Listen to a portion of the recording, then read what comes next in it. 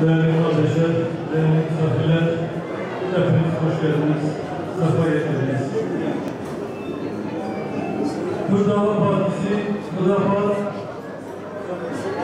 2012 yılında sizlere hizmet etmek için Türkiye siyasetine yeni bir ses, yeni bir soluk kazandırmak için sahneye çıktı.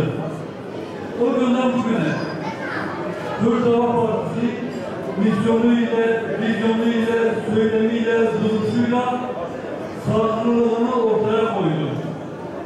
Ayrıcalığını ortaya koydu. Ve sürekli memleketin yanında, milletin yanında, halkın inanç değerlerinin yanında, halkın kimliğinin yanında oldu. Malum 24 Haziran 2014'te yani yaklaşık 20 gün sonra bir seçim yapılacak. Parlamenter sistemin artı ve eksileri var idi. Başkanlık sisteminin de kendine göre artı ve eksileri var. Hüdapar olarak bizler iki sistem kıyaslamasını yaptığımızda başkanlık sisteminin bizim ülkemizin şartlarına daha uygun olduğunu, vatandaşımızın taleplerine daha karşılık verebileceğini düşündüğümüzden dolayı biz 16 Nisan referandumunda başkanlık sistemine geçişe evet dedik.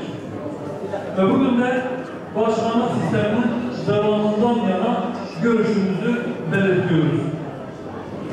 Değerli kardeşlerim, 24 Haziran'da sandığa gittiğinizde iki oy kullanacaksınız.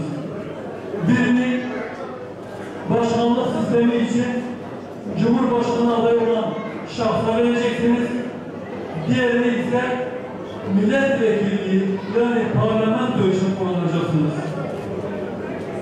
Hüdapar olarak bizler bu seçime 79 ilde tam listeyle Batman ve Diyarbakır'da ise bağımsız adaylarla katılıyoruz. Ve meclis seçimleri için adayız. Yani parlamento için bizler sizlerden destek istiyoruz. Cumhurbaşkanlığında ise 16 Nisan referandumunda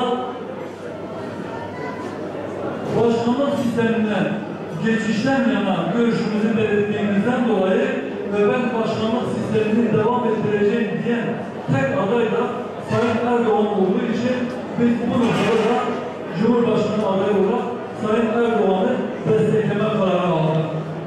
Bu nedenle biz sadece parlamento seçimleri için Hüdapar'a oy istiyoruz. Yani karıştırılmasın. Biz Cumhur İttifakı'nı desteklemiyoruz.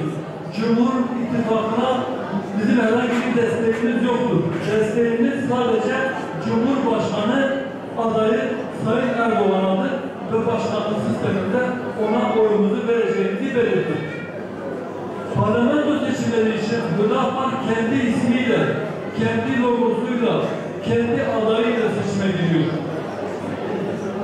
Ve şunu diyebilirim ki Türkiye'nin en genç kadrosu şu an Hüdapar'dadır.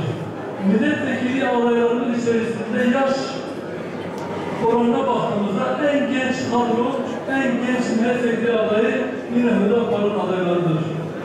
Bir diğerini söyleyeyim, Hüdapar'ın adayları içerisinde alnı secdeye değmeyen tek bir kişi dahi yoktur. Tümünün alnı secdeye değen insanlar olmasına dikkat ettik. Bizim diğer partilerde bir farkımız da bu. Biz inancımızı önceliyoruz. İnancımızın bize yol göstericiliğinde gösterdiği yolda hareket ediyoruz.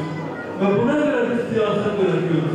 Parti programımız aynı zamanda inancımızın belirlemiş olduğu doğrultuda hazırlanmış ve yine daha önce bizi ziyarete gelen AK Parti Genel Başkan Yardımcısı Bülent Arınç'ın da deyimiyle şunu demişti aynen, ben sizin parti programınızı okudum, inceledim, bu bir parti programı değildir, bu bir medeniyet projesidir demişti.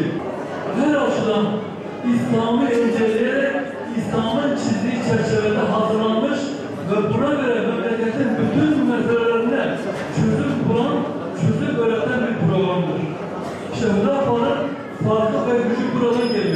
Hüdapar'ın ayrıcalığı buradan geliyor.